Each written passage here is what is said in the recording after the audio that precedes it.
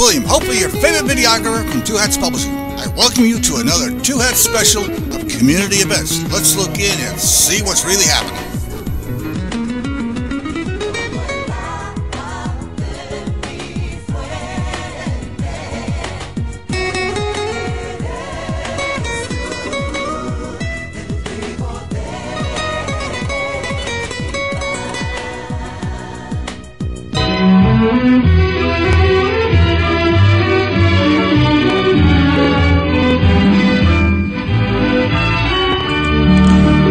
Good afternoon and welcome to Lambda Weekly. I'm Dave Taffet, and I'm here in the studio with Lerone Landis. Late Patti Fink has the day off, and our guests today are Laura Erickson Schroth and Laura Jacobs. Laura Jacobs, you're there, right? Hi, pleased to meet you. Hi, nice to meet you too. Is my partner there? You know, she called in, and I think we're having problems with our phone line not letting two people in at the same time. So we will. Let's just start with you. We're trying to get back in touch with her, and she'll join us in just a minute. Okay? I'll try and do the best I can. Good. You know, it's interesting. Your book just came out this week. The name of the book is You're in the Wrong Bathroom, and 20 other myths and misconceptions about transgender and gender nonconforming people. And you decided to start your book tour here on the phone with us in Dallas, in Texas. I can't understand why you decided Texas would be a good day for that. Why not? What's wrong with starting in Texas? Nothing at all. Nothing at all. We actually defeated our real bad bathroom bill, so congratulations. Hopefully it'll stay. Hopefully it'll stay gone. Yeah. We might have a special session that's going to do something about that. Let's just talk for a second about the title of your book. Here at our station, we have one bathroom. Gay people use it, straight people use it. We've had trans men, trans women, they all use it, and that's fine. How come we haven't heard about all of these assaults and attacks that have gone on in our bathroom? Well, let me step back and first address, we wrote this book to, challenge some misinformation, some beliefs, some stereotypes, and some, older information that still persists out there in the culture, in the broader culture. Some of it is actively being continuing to be spread, and some of it is just sort of stuff that people have heard over the years or something like that. And one of these myths that has persisted is the idea that that trans people are a danger to others. I'm surprised you haven't seen any victimization in bathrooms, because it's so rampant that it has absolutely never occurred. Right. Exactly. It's never occurred. There are so far zero documented cases of somebody trans-identified victimizing somebody else in a bathroom. In fact, in a public bathroom. In fact, the opposite is very much true. The trans people are very much at risk using public bathrooms. There are high rates of trans people being assaulted, verbally, physically, sometimes even sexually assaulted, just for, peeing. Trans people need to pee just like everybody else, or at least, of course, I do. And, we need a place to go to the bathroom, and we're going to go. So, but some people have spread the notion that by being in the public bathroom, we are going to misuse that space. And this really goes back to the idea that trans people are inherently child abusers or sexual deviants or something like that.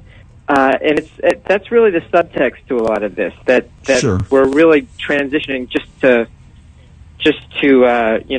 out of some sort of quote unquote perversion, whatever that may mean. And really, when we're in the bathroom space, we just want to pee and hopefully wash our hands. Before we get more into the bathroom issue, and this is Leron, by the way. Sure. Wonderful book. Wonderful book. Thank you. I couldn't put it down, actually. We've been doing this show for 17 years. We have trans individuals on as guests kind of frequently, and I'm thinking I know pretty much everything, and even I was informed on some of the things in this book, so really good job. Wow. Thank you. You are allowed to put it down if you're going to the bathroom. Thank you. But one of the things I didn't realize was that this whole bathroom bill fake issue started in Arizona back in 2013. And I see here, it says, let's see here, states that followed with these laws were, of course, us here in Texas, Nevada, Wisconsin, South Dakota, Tennessee, and most prominently North Carolina. Why weren't those other states so blown up in the news? What were different about those other bills that kind of the issue was able to skirt being so prominent in the news like North Carolina was? Do you know the specifics of those? Yeah, not exactly. I mean, it's hard to predict what hits the news cycle and what gets attention and what doesn't. I think some of it just had to do with timing, and some of it had to do with, that the trans community has more and more had a voice in the public square, which we didn't have for a long, long time. And we are sort of claiming our space. I will say I identify as trans and I identify as genderqueer. And as part of the community, I think we have been getting newer attention, getting additional attention in a way we haven't, and often in a very positive way. But there's also pushback we see from people who are not so comfortable with social change. There were gender-neutral bathrooms in the White House. There are more and more gender-neutral bathrooms around in public that we're seeing. And you know what, Laura? I grew up in a house that had a gender-neutral bathroom. As did I. Yeah, I mean, wow. Most people you're amazing. Yeah, most people in their own homes. You don't have a men's room and a women's room. You have a bathroom. Yep. Yeah. And I have So this is not an odd concept to most people. No, and in fact, many times in public, you'll go to a club or a space or a restaurant, and sometimes they have gender-neutral bathrooms. They just have a large area, which is bathrooms. They have a common sink area, and then individual stalls. Right. And, and this is also much more common in other parts of the world, and we don't really think twice about it that much. We go in, we do our business, and nobody peeks over the stalls, or hopefully. And there are laws against that. Yeah, I was about to say, it does happen. You do have weirdos in bathrooms throughout the country. True. But there are laws to take care of that. Already existing laws to take care of that.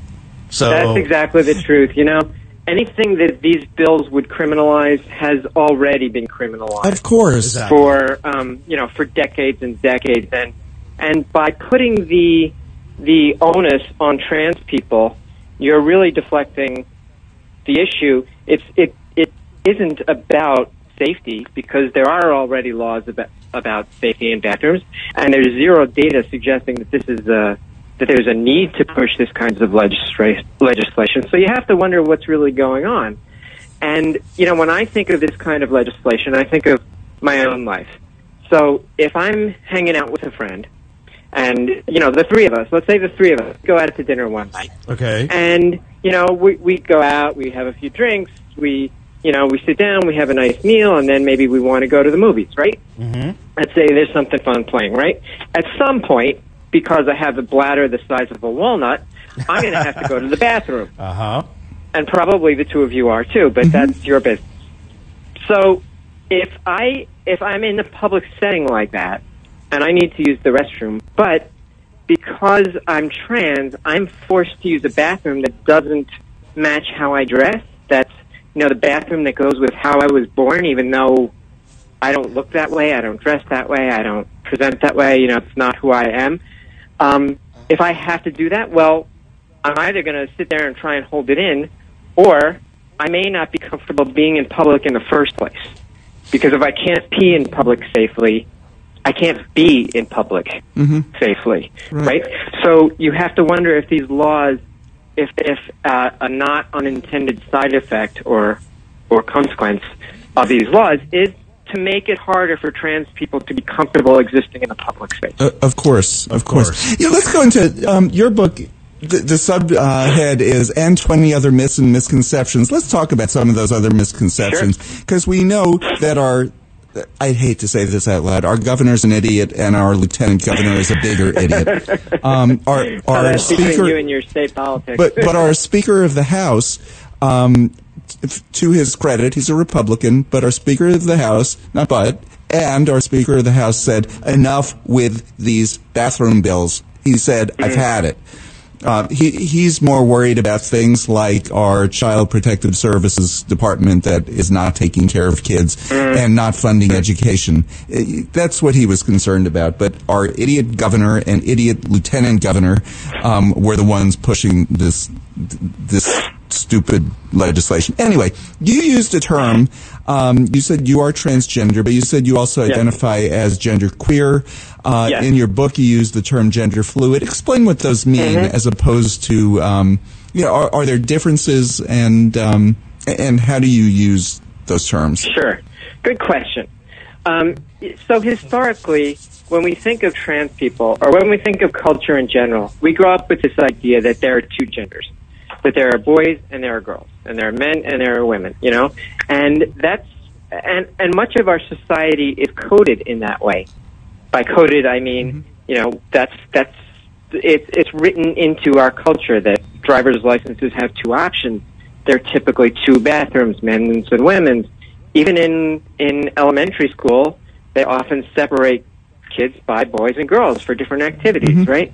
So, we all, to some extent, grow up with this notion that there are two genders. And historically, transgender people have gone from one to the other. And we call this the gender binary, meaning that there are two of these, and you're either one or the other. Trans people have historically felt like, I was born a man or I was born a boy, but I really feel like a woman. And so they really historically have gone from one of those binary options to the other binary option. Sort of like going from Barbie to Ken, or vice versa. And in fact, that was even written into the rules and the guidelines and the treatment protocols behind transness. For a long, long time, you had to live up to that.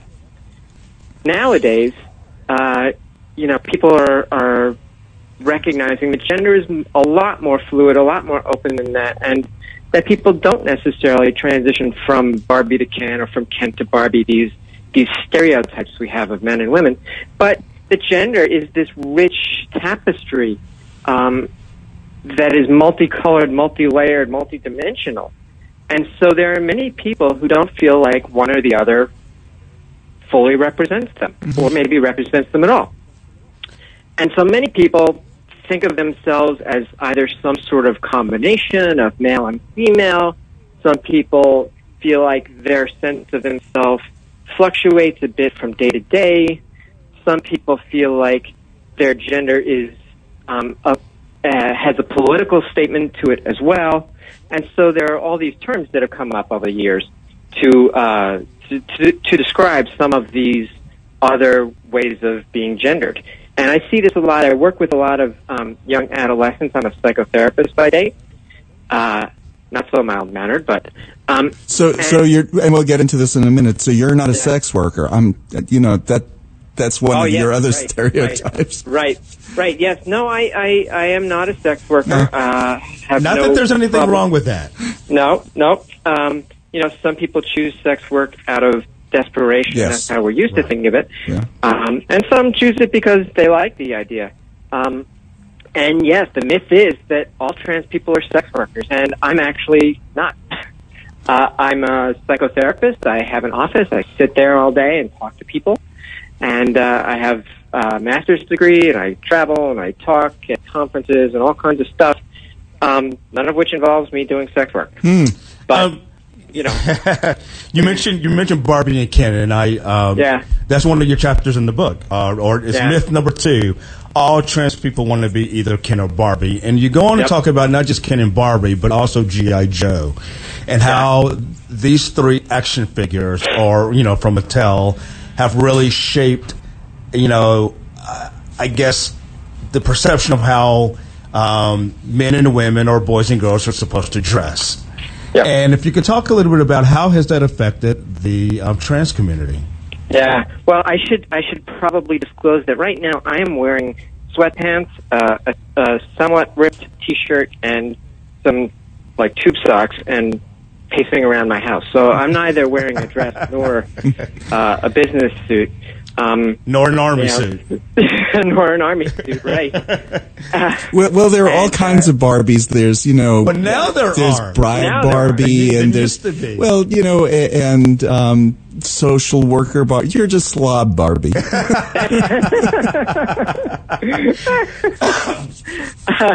I'm not sure my mother would appreciate that. Oh, okay. But, that's okay. I'm weekend taking it easy, bumming around between doing laundry and other chores, Barbie. Not sure if I've ever quite been described that way, but that's okay. We see these stereotypes everywhere we look, in TV, in media, in movies, in books, in literature, in just the people we see every day.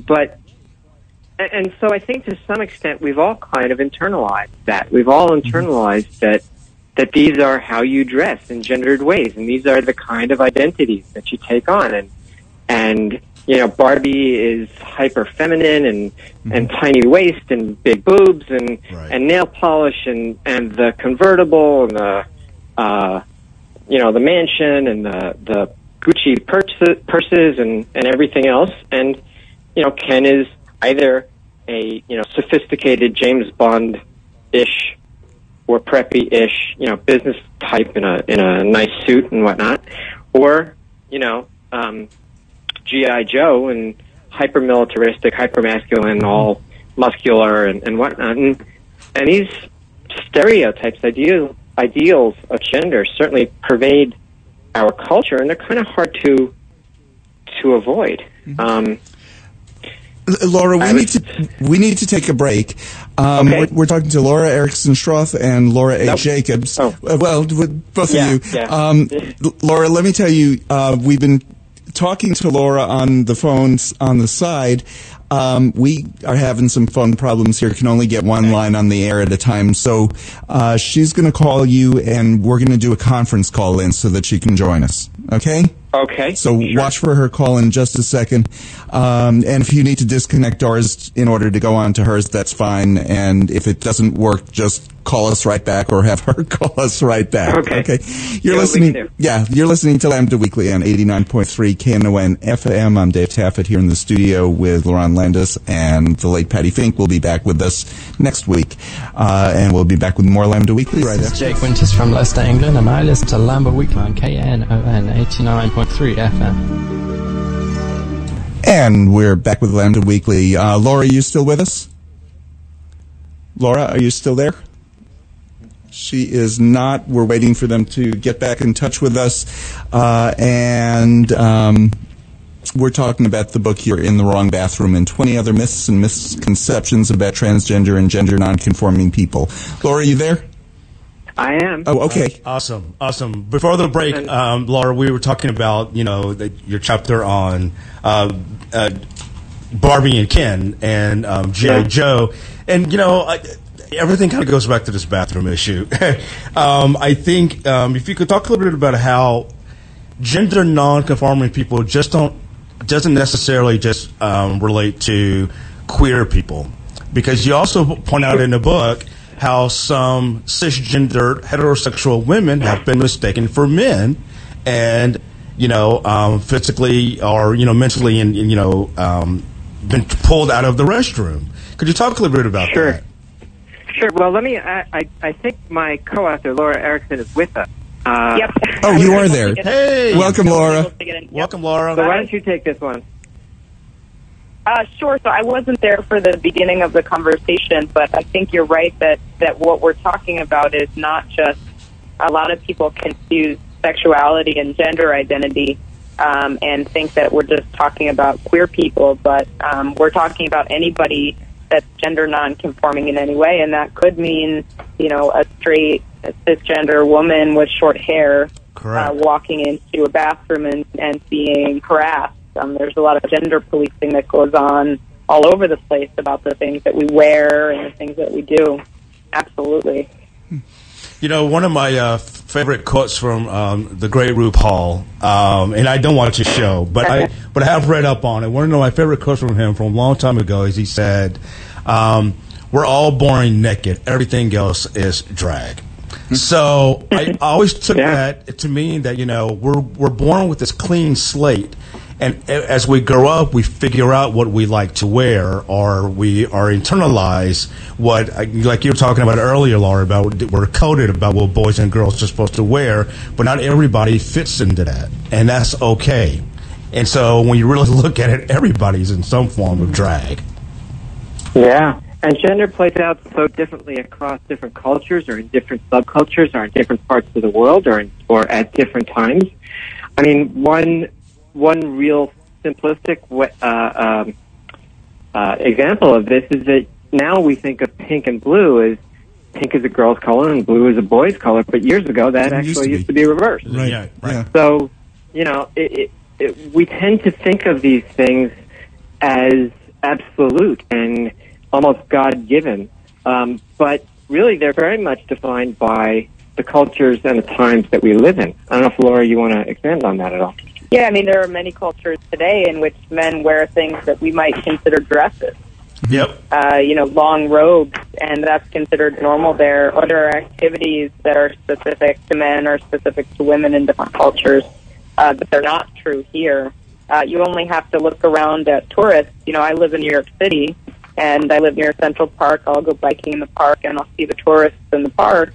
And the kind of things that men, for example, from Europe wear, you know, they might be, you know, looked at as, you know, oh, maybe that guy is queer, or they might be called names that they lived here and grew up in the United States, but that's normal for men to wear in Europe, and it doesn't make them any less masculine within their culture. Mm-hmm. Not at all. Right. You know what I want to talk about are pronouns. Your chapter on it is called "It's Rude to Ask How You Should Address Someone," and you say, no, it's not. And even if, what I love about this chapter is at the end you have tips for allies, but you also have tips for trans people. You know, and one of your tips for allies is if you get it wrong, just apologize and move on. You know, don't make a big deal out of it. Yeah. Because if you get it wrong, it's like you feel like, oh, I'm just trying to insult that person, but, you know, and I really didn't mean, just, oh, I'm sorry. You know, and just move on. Yeah, and sometimes it makes it even worse to dwell in it and to make a bigger deal out of it. I think that's the same as many other things. I mean, if you mess up someone's you know, cultural background or race or something that like that, you know, dwelling in it and apologizing for it a million times can actually bring more, you know, angst to the situation, and just relaxing and saying, I'm sorry, you know, what should I use, and going ahead and using that can be a lot better. How should and somebody... Some people feel like... Go ahead. Some feel like, you know, some people feel like those extended apologies actually shift the attention to the you know, the cisgender person, rather than, you know, then it puts the onus on the trans person to say, no, don't worry, it's okay, blah, blah, blah, rather than being compassionate for the trans person who's just been misgendered. You know, the marginalized person. And, So how should you approach it? You know, anyone should approach it when they, even before they get to the apology part, when they might suspect, okay, this person who's standing before me is more than likely trans, but they're a stranger, so, you know, that's personal information. How should you even bring it up as far as what pronouns to use? I mean, how do you ask somebody's name? Mm-hmm. Right, and you know, you say, hi, I'm so-and-so, who are you? And so there's no reason not to say what pronouns do you prefer? Right. You know, if I'm interviewing somebody, because I'm a reporter for a newspaper here, for the gay paper here during the week, if I'm interviewing, I have no problem saying, oh, and by the way, what pronouns do you prefer? And normally they'll say, you know, she, her, or they, them, and that's becoming more common. And in fact, AP, Associated Press, in their style guide just added those as appropriate pronouns to use in certain cases. They say limit it to, you know, somebody's preferred pronouns or, if the person if you're trying to make it gender neutral and can't do it in another way. They just added that a couple of weeks ago, which I thought was interesting. That's great. Cool. Yeah. Wonderful. Here's where I find it awkward. And I realized why. For a number of years, if you're in a group and let's go around and everybody introduce yourself and say which pronouns you prefer. And I get why people want to do that. But I also finally realized why gay men especially are a little bit uncomfortable with that. And it's okay for gay men to be a little bit uncomfortable with it if we're making other people feel comfortable.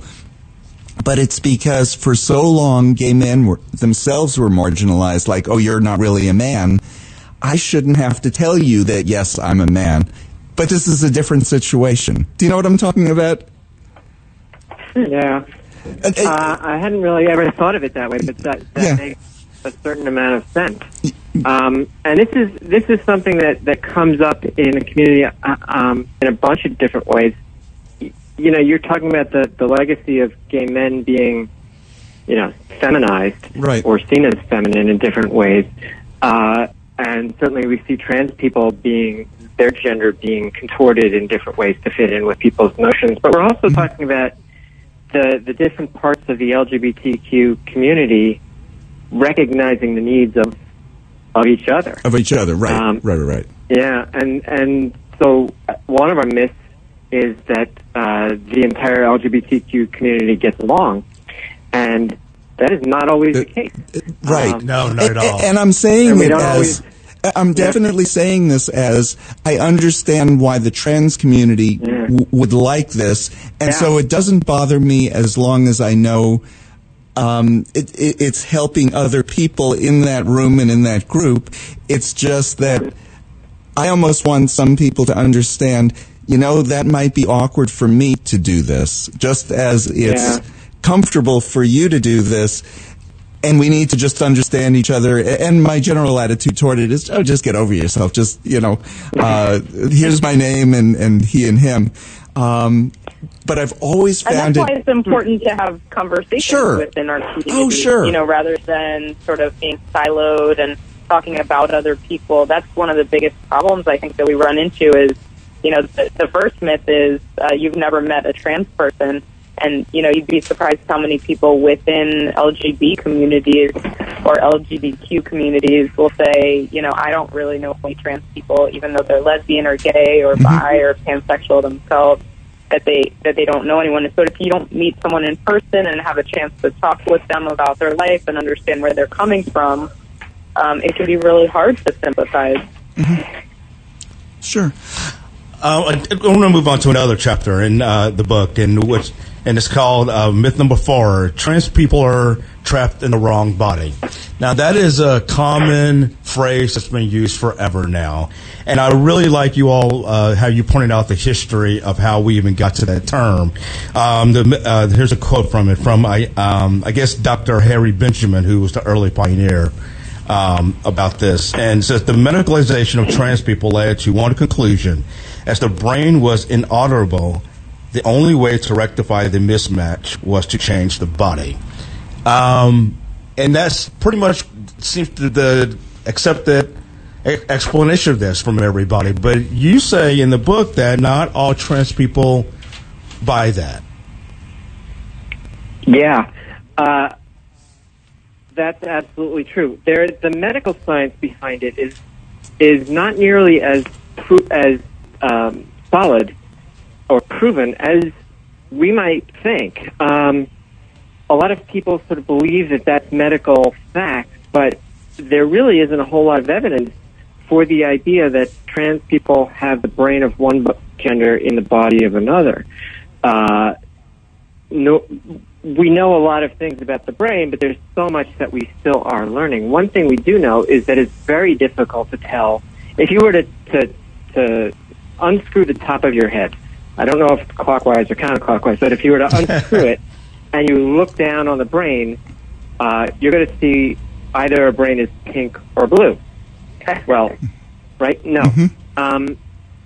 If we took that brain and we plopped it in front of a neuroscientist, it would be extremely difficult for them to tell whether the brain came from somebody male or female, or what that person's sense of their own gender was. We really don't know where a lot of that comes from. The idea that where gender identity comes from, rather. So a lot of trans people say, well, you know, it doesn't really matter where it comes from. I don't know if it's biology or not, but I'm not really going to worry about that. And instead, I'm just going to explore gender. I'm just going to ask myself how I would prefer to live, rather than relying on this scientific idea that has yet to be proven. You know, you have to give it to the doctors. I mean, even 50 years ago, what they were doing was trying to help people who are having extreme difficulty to live a socially successful life. And this is how they could understand it.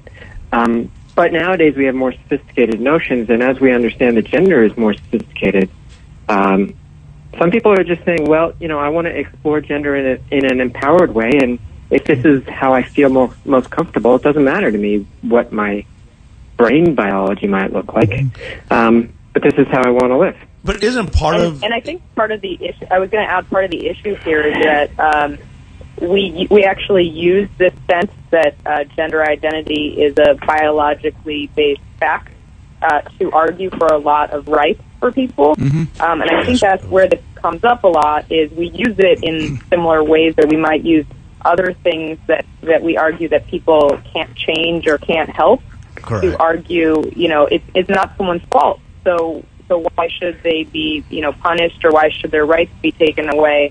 And so there's a certain utility to using arguments that something is, you know, immutable or biological. But the problem with that is that we get ourselves into a situation where, you know, we're searching for something, some cause or some, you know, biological reason.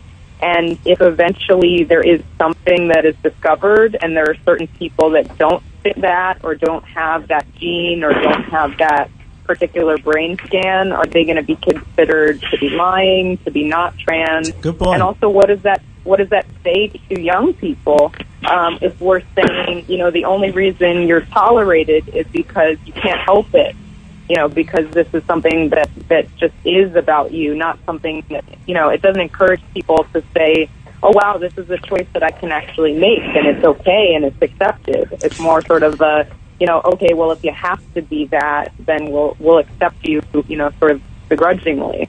Isn't the other part of the argument, or one of the benefits of that, using the argument of biology, is for medical reasons? For not that all insurances even treat transgender individuals now, but the ones who do use it as a basis. Yeah, I mean, I think that gets really complicated. Laura Jacobs can go first. We can both talk about this. Oh, go ahead. You're already talking. Oh, sure. You know, I think what you're getting at is sort of having a diagnosis of some kind. There's a lot of controversy around what that diagnosis should be. Right now in the United States, we use a mental health diagnosis that's in the Diagnostic and Statistical Manual, the DSM. And so that's called gender dysphoria. Correct. And so using that diagnosis, some people are able to have access to services that in the U.S. they otherwise might not be able to. So their insurance companies might pay for things using that diagnosis they might not otherwise pay for. But I think we have to think about, on a larger scale, what that means. So, you know, number one, a lot of insurance companies specifically exclude any payments for anything related to that diagnosis. So it doesn't necessarily help everyone. And also, you know, it's something that stigmatizes people, and it makes people feel like they don't want to access services, mental health services, because they feel they're being judged and pathologized. And there are other parts of the world where, you know, they're trying to move in a different direction. So the ICD, which is the International Classification of Diseases, is another way of classifying you know, conditions and giving them a medical code that can be billed for. And the plan is that for the new ICD that's coming out next year, gender-related diagnoses are going to be in a separate section that's not mental health or behavioral, so it's not as stigmatizing. So it'd be sort of like something like pregnancy or a preventive healthcare visit, which could be much better. Going back to the idea of whether or not it's a choice to be transgender, I don't know anybody who's just purposely chosen it just because they want to be irritating to their friends and family, but just the idea of it being a choice. It was always said to gays and lesbians also that, oh, well, is it a choice or is it actually biological? And it's apparently much better if it's actually something biological and we're still looking for the gene.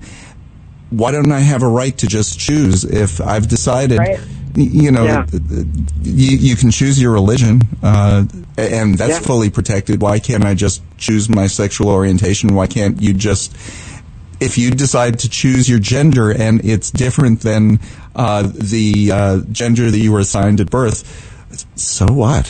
Yeah, I don't know anybody who's doing it just to piss off other people. No, I don't either. I don't either. Yeah.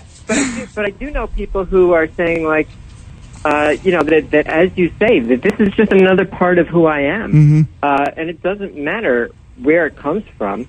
But, I, as an empowered being, have the choice to decide what I want to do with my body. And that these are choices I want to make for whatever reason. Maybe it's not that we typically think of transgender people as hating their bodies. We think of transgender women as really hating their penises, right, and transgender men as hating breasts and things like that. We call that intense pain. The word for that is dysphoria, sure, meaning discomfort with your body.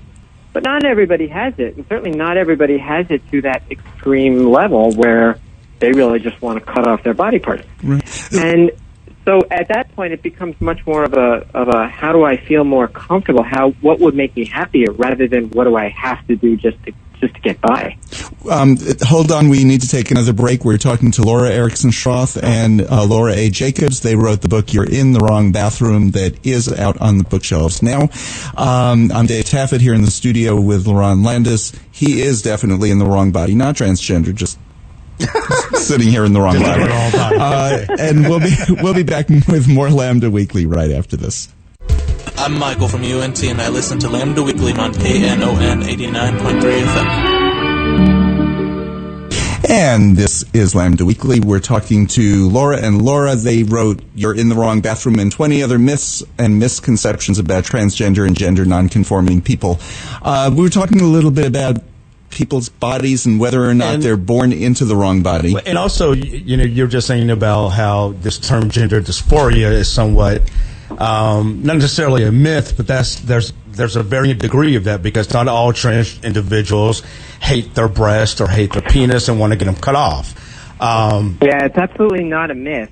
Right. It's very real, and it exists for some people, and to the point where I have had clients who were so uncomfortable with their bodies that they showered in the dark. They recognized a need for hygiene.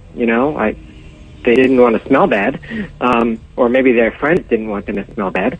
But they were so uncomfortable looking at themselves naked that they couldn't. They had to do it in the dark and sort of with their eyes closed and just going through the motions. But that led us into wanting to talk about surgery. That's another myth. Mm-hmm. Not all trans individuals want to have surgery, or couldn't even afford surgery. Can you talk about that? Sure. Well, historically, trans people were only allowed to transition if they really, really, really, really 1,000% really identified with the quote-unquote other gender. Mm-hmm. Meaning, if you were born Barbie, you had to be not just Ken, but like Super Ken and Super G.I. Joe, and you couldn't be just sort of a soft, effeminate guy. You had to be the epitome of a guy, the stereotype of a guy, and vice versa, in order to be allowed to transition. And that included the full body transition, at least as much as was physically possible. But as people are starting to see gender as a more and more rich, nuanced thing, And not everybody feels this hatred of their genitalia that used to be required.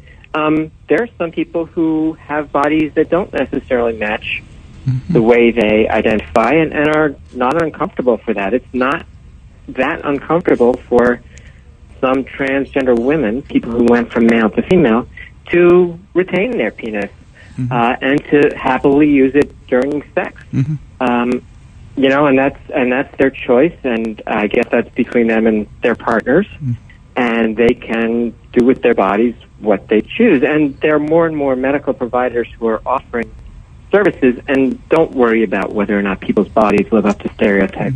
It's nowadays called informed consent, where as long as you know what you're doing and have an understanding of the risks, you're allowed to do whatever you want with your body. Now, you also mentioned money and privilege and access to care, and that's a really, really challenging thing because not everybody can afford it. Not everybody has health insurance. Not everybody's health insurance is going to cover it. Not everybody lives in a place like New York, where Laura and I are, where I could refer you to any of a dozen healthcare providers who would happily and reasonably well treat you.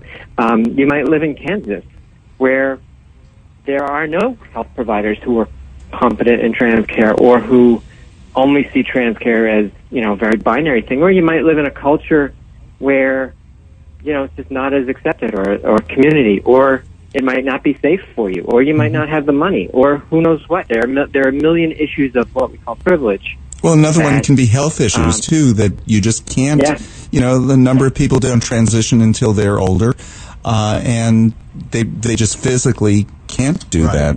So. Well, I've known people as late as, you know, 70s to be able to do it. Well, some can. Some can. I'm just saying some physically can't. Yeah, absolutely. So. Absolutely. Laura, do you want to continue? Well, let me ask this. With surgery, all trans people love to talk about what surgery they've had, right? Yeah, well, you know, I'll tell you about mine if you tell me about what's between your legs. Right, exactly. So, so that's not considered a proper question. Are there proper questions from somebody who is seriously interested? Is there a good way for somebody to talk about that, or isn't there? Is it just, you know, not other people's business? Well, it's not an improper question in some contexts. You know, if you and I have just had dinner and you've bought me dinner and drinks and we're going to go back to a hotel room, then, you know, maybe you do have a right to know what's between my legs. But in general, no, right? In general, I can't walk up to somebody on the street and start talking to them about their surgery or their genitals and how they use them, why they use them the way they did, when did they choose. You know, when did you choose to have whatever genitals you have? These are not considered appropriate questions in our culture. There are sometimes ways you can ask it politely, and the person may or may not choose to answer. Sure. But I would, you know, just try and remind people that they're asking the trans person to disclose something very personal and private, and to realize how sensitive that is if they do want to ask. And this is all in context. I mean, I'm a psychiatrist. I'm a medical doctor. I work in an emergency room, and when I do an evaluation of someone, you know, I'm asking them, my primary goal is to find out whether they have any acute psychiatric symptoms where they would need to be in the hospital, like whether they're suicidal or anything like that. But as I'm kind of going down my checklist, as a medical provider, I do need to ask things like, what medications are you on? You know, do you have any allergies to any medications? Do you have any medical conditions? Have you ever had any surgeries of any kind? All of those kind of things are really important for a doctor to know who's seeing you, because what kind of surgeries you've had do matter to your doctor. And so I think in context, it's important in some circumstances.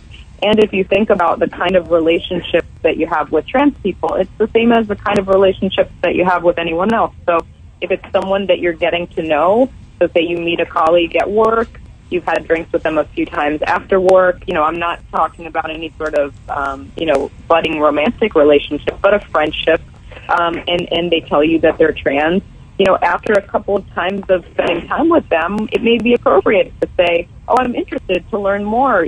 How did you come to understand your gender identity? That seems like a perfectly appropriate kind of question to ask. Mm-hmm. But asking about someone's, anatomy isn't, after a few times of spending time with them. So, I think we have to be sensitive in the same ways that we are about anything else. There are lots of things about people that are sensitive. Some people have spent time in prison.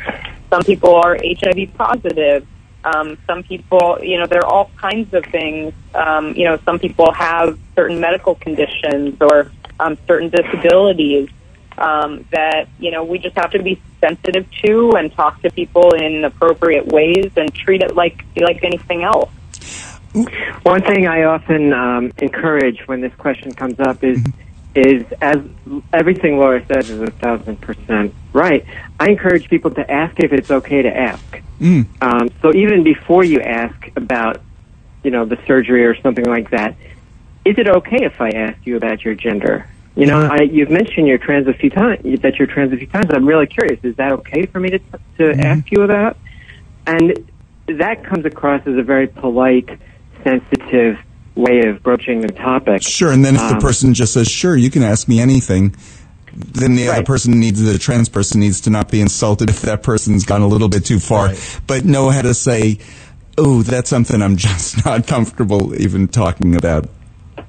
Exactly. So, hormone myths, that's something that you discuss in your book, and the book is You're in the Wrong Bathroom. I just wanted to mention that again, which just came out this past week. Hormone myths.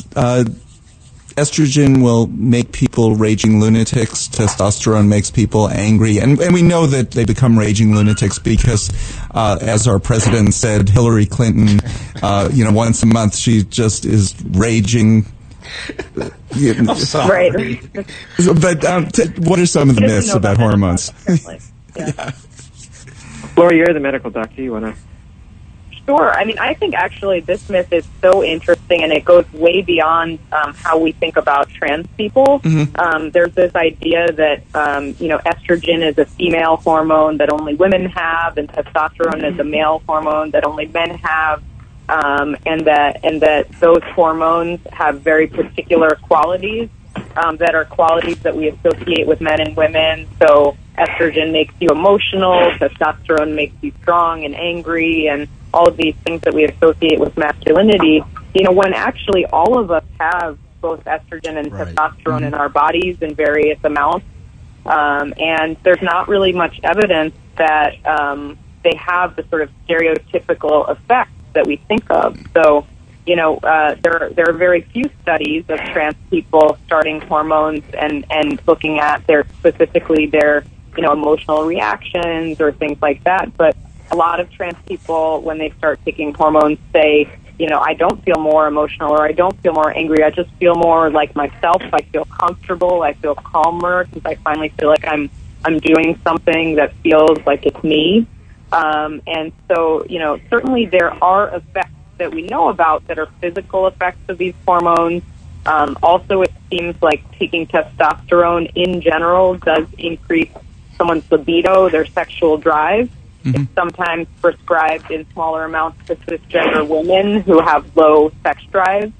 But we don't have a lot of evidence for the sort of stereotypical reactions that we talk about. I think a lot of those are myths and are sort of things that we want to see because we expect them, because we expect certain things out of masculine or feminine people. And trans people themselves may even expect them because trans people aren't immune to, the kind of stereotypical ideas that we have about men and women in our society. So what our president said about Hillary isn't right? No. I'm not sure anything. Right, exactly. Oh, gosh. I want to talk a little bit about appearance, and you talk a little bit about the book about this term known as passing, and that's interesting because, that's a very common term used in the African American community for certain African Americans who were light enough to have passed as white back in the day. So I just thought that was an interesting connection. But so in passing, and for those who are listening and don't know, is, for trans individuals who, if it's, if you're a trans woman, you're passing good enough where nobody would even suspect it. Why is that important? Well, I think, to some extent, the issues between the issue that you brought up about, lighter skinned African American people passing for white are not that different than, to some extent, than trans people being able to pass as the gender that they identify with, because there are issues of power involved either way. Yeah. Being able to pass for white for African American people means taking on or being seen as part of the dominant, powerful group, and the privilege that comes with that. And the privilege that comes with it, exactly. And it's similar for trans people, that to be seen as trans is still, in many places, very stigmatizing, but to be seen as a man or a woman, is not. You move with what's called passing privilege, meaning that you go to buy a piece of pizza and nobody questions your gender, versus you go to buy a piece of pizza and you might look like, quote unquote, a man in a dress, and you get some negative reaction from the person behind the counter. And there are issues of privilege that go along with that. Being able to move through the world, it's also about safety. We know that there are high rates of violence against trans people. So if you are visibly trans, whatever that may mean, you are at greater risk. Wait. Our lieutenant governor said that it's trans people who are a danger to children. Was he wrong? You're saying that other people are a danger to trans people. Yeah, it's okay. We can call Dan Patrick an idiot too. So, well, this goes back to where we started. We started the conversation around the idea that the bathroom legislation was about protecting people from trans people, when in fact, it's the opposite. The trans people are often subject to violence, and passing privileges is one place where that plays out. Not passing means being less safe in public. So now that Laura, did you want to? Oh. I was going to go back to the same place. I wasn't on at the beginning of the show, but I was going to go back to the same place. I'm sure you mentioned that there's never been a documented case of a trans person assaulting someone else in a bathroom. Right. But, there are statistics like every third day in the U.S. a trans person is reported murdered. So these are really serious, things that we're talking about, and it's about trans people's safety most of the time. I would also add that in the passing conversation, it's really important to talk about, what that means to be able to be a person who's trans passing within trans communities. There are some people who do not pass, and there's a lot of sort of hierarchy and privilege within trans communities around that. There's a lot of judgment around that from cisgender people and from other trans people. It can be a really difficult situation, and there's a lot of conversation around whether passing should be the goal, or whether the idea should be to try to expand things so that people can exist as themselves without that goal, unless it's a goal that they want. But I completely agree with Laura Jacobs that for a lot of people it's about safety. So when we talk about things like surgery, for example, some people prioritize getting, say, facial feminization surgery if it's a trans woman over getting genital surgery because that is the way that they're going to pass in society and be safe. Laura, I want to thank you so much for being with us. We are just about out of time. The new book is You're in the Wrong Bathroom and 20 Other Myths and Misconceptions About Transgender and Gender Nonconforming People by Laura Erickson Schroth and Laura A. Jacobs. And both of you, thank you so much. Thank you for writing this book. It's a wonderful book. Thank you. Thank you for getting it out there. And that brings us to the end of another Lambda Weekly. We'll be back next week with more. This is William, hopefully your favorite videographer from Two Hats Publishing. I hope you enjoyed this video. If you like it, please leave comments below, or like, follow, or subscribe to us and get notices of all our videos. We love it, even when you call.